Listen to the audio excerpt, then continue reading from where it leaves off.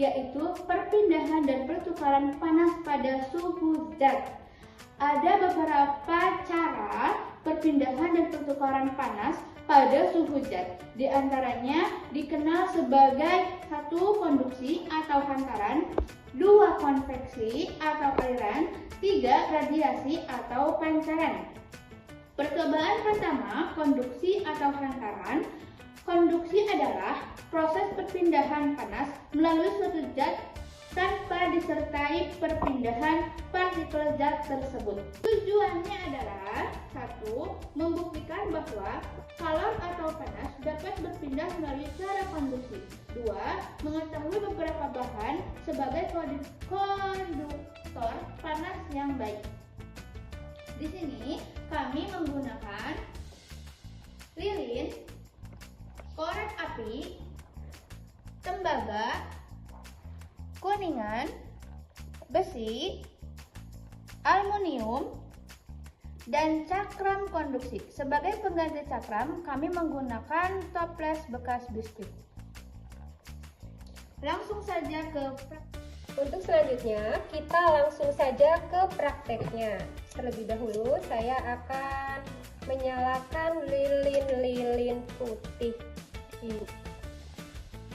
Kemudian, kita akan meletakkan sampel masing-masing di atas lilin tersebut secara bersamaan. Nanti kita akan lihat dari keempat sampel tersebut manakah yang akan terlebih dahulu menghantarkan panasnya. Kita mulai. Kira-kira antara tembaga, kuningan, besi, dan aluminium akan menghantarkan panas yang lebih baik itu yang mana? Kuningan berada di menit keberapa? 24 detik. Oh, ke 24 detik. Tembaga ke berapa? ke 24,91 detik. Untuk aluminium sampai di waktu 50 detik, 57,59 detik. Sudah? Sudah. Ternyata yang terakhir menghantarkan panasnya yaitu besi berada di waktu 1 menit 41 detik.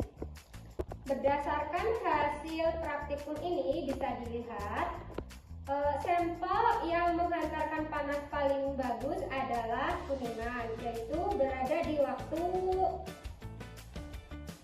24 detik. Sedangkan untuk yang tercepat kedua adalah tembaga, yaitu berada di 24,91 detik. Kemudian yang ketiga ada aluminium berada di waktu 57,39 detik. Dan yang terakhir adalah besi berada di waktu 1 menit 43 detik. Kesimpulannya adalah berdasarkan hasil praktikum dapat disimpulkan bahwa konduksi merupakan perpindahan panas yang terjadi melalui benda padat tanpa disertai perpindahan zatnya. Panas mengalir dari bagian yang bersuhu tinggi ke bagian yang bersuhu lebih rendah melalui perantara benda tersebut. Demikian praktikum pada kesempatan kali ini. Sampai jumpa di praktik selanjutnya. Wassalamualaikum warahmatullahi wabarakatuh. Untuk selanjutnya, kita akan melakukan percobaan yang kedua, yaitu konveksi. Konveksi adalah proses perpindahan panas yang terjadi melalui aliran pergerakan partikel zat tersebut. Nah, tujuan dari percobaan ini adalah untuk menguji bahwa udara dapat mengalirkan panas dan menguji peristiwa aliran panas dalam zat cair. Adapun alat dan bahan yang kami gunakan yaitu kertas, gelas stainless, air, dan lilin. Selanjutnya praktek. Kita simpan gelas stainless di atas lilin. Tunggu sampai mendidih. Setelah mendidih, kita masukkan kertas itu untuk membuktikan adanya aliran panas yang terjadi pada air yang dipanaskan. Kita tunggu sampai mendidih dulu. Kita buka dan di situ sudah terlihat adanya gelembung air yang menandakan bahwa air tersebut sudah mendidih. Kemudian akan saya buktikan dengan kertas yang kita simpan di dalamnya. Di situ bisa terlihat kertas-kertas tersebut berputar, itu menandakan adanya perpindahan partikel dari ke bawah menuju ke atas, yang menandakan adanya aliran dari panas dari suhu terendah menuju ke suhu paling tinggi. Hasil praktikum dapat disimpulkan bahwa konveksi merupakan perpindahan zat panas yang terjadi melalui pergerakan zat cair. Zat yang menerima panas akan bergerak dari bagian bawah ke atas, sehingga terjadi aliran yang menyebabkan panas perpindahan. Demikian praktikum dari kami, sampai jumpa di praktikum selanjutnya. Wassalamualaikum warahmatullahi wabarakatuh. Selanjutnya, kita akan melakukan percobaan yang ketiga, yaitu radiasi. Radiasi adalah proses perpindahan panas dari suatu benda ke benda yang lain tanpa memerlukan zat perantara, melainkan melalui gelombang elektromagnetik. Tujuan dari percobaan ini adalah untuk membuktikan bahwa pancaran radiasi terjadi tanpa memerlukan zat perantara dengan melakukan percobaan termoskop. Adapun alat dan bahan yang kami gunakan yaitu ada korek api dan lilin. Langsung saja kita mulai ke prakteknya.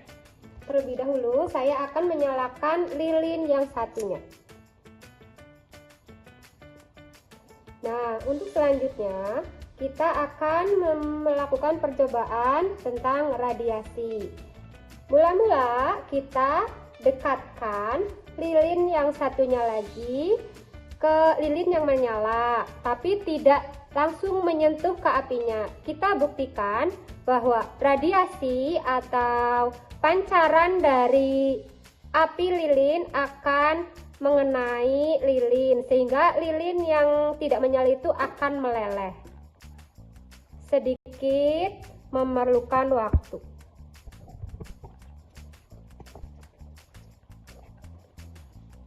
Suhu berada di sekitar lilin juga terasa hangat, itu menandakan adanya radiasi atau perpindahan panas tanpa melalui zat perantaranya atau dengan gelombang elektromagnetik, dan dibuktikan dengan lilin yang meleleh di samping lilin yang menyala. Melakukan kegiatan praktek percobaan radiasi, kita dapat menyimpulkan kesimpulannya. Berdasarkan hasil praktikum dapat disimpulkan bahwa radiasi merupakan perpindahan panas yang terjadi tanpa melalui zat perantara, melainkan melalui pancaran energi dalam bentuk gelombang. Panas dapat berpindah langsung dari sumber panas ke benda lain meskipun tidak bersentuhan langsung. Demikian praktek dari kami. Sampai jumpa. Wassalamualaikum warahmatullahi wabarakatuh. Dadah.